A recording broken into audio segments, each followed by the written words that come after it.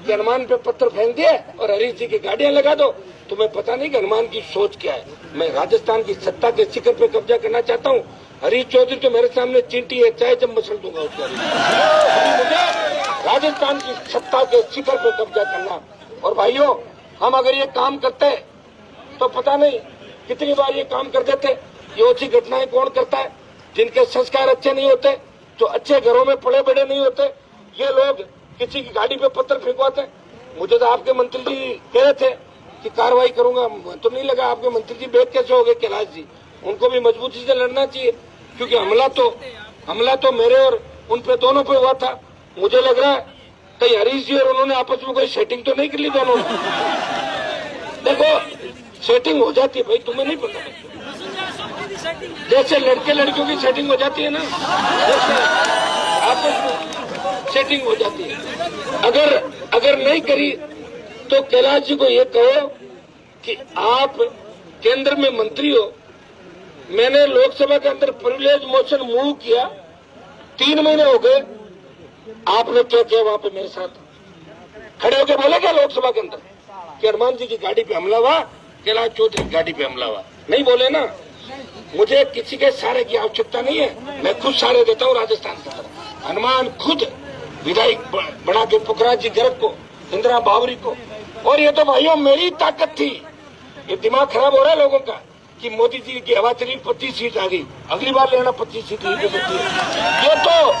ये तो राष्ट्रीय लोकतांत्रिक पार्टी के जवानों का और कांग्रेस मुक्त राजस्थान करने की बात थी। इसलिए 25 सीट लोकसभा के अंदर प्रधानमंत्री को मिली है। और मैं प्रधानमंत्री जी का पार्टनर हूँ, मैं कोई मोदी जी का नौकर नहीं हूँ। समझ गए ना आप लोग? कैलाश जी को हाजिरी करनी होगी, लेकिन हनुमान बेनीवाल हाजिर नहीं था कहीं पे, मुलाकात जरूर करता है, चाय पीना जरूर जाता है किसी के साथ। हनुमान बेनीवाल अपनी पार्टी का एक नई दिशा देने का प्रयास कर रहा है।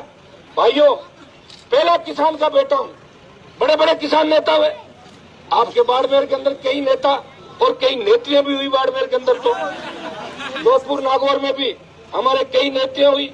हमारी एक नेत्री तो ऐसी हुई कि जिसने एक मिक्स वेज पैदा कर दिया राजस्थान के अंदर। वो गंदगी अभी भी घूम रही, उस नेत्री का पता नहीं किसका गंदा खून होगा। तो भाइयों,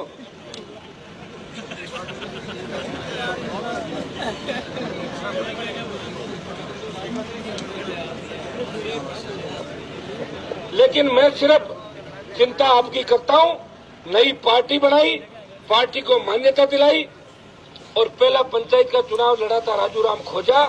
बीजेपी को रखा दूसरे नंबर पर और कांग्रेस को रखा तीसरे नंबर पर। एक ही चुनाव लड़ा, 3 हमारे विधायक बने। और बसपा पार्टी जो अपने आप को शेड्यूल कास्ट का हिमायती कहती है, बसपा से एक भी मेघवाल और बावरी जीत के नहीं गया। और हनुमान की पार्टी से एक मेघवाल जीत के गए और एक बावरी की बेटी को राजस्थान की विधानसभा दिखा दी, इंदिरा बावरी को। वो तो मैंने चुनाव कम लड़ाए थे, मैंने यारी बाजी में कई लोगों की मदद कर दी इधर उधर। अच्छा तू जा लड़ ले कर ले, मैंने कहा मुझे तो 5 साल और लड़ना है। मुझे बहुत लोग धोखा दे के भागे थे बीच में। तो भाइयों, भागने से थोड़ा सा मायूसी आ गई थी, लेकिन कमजोरी नहीं आई।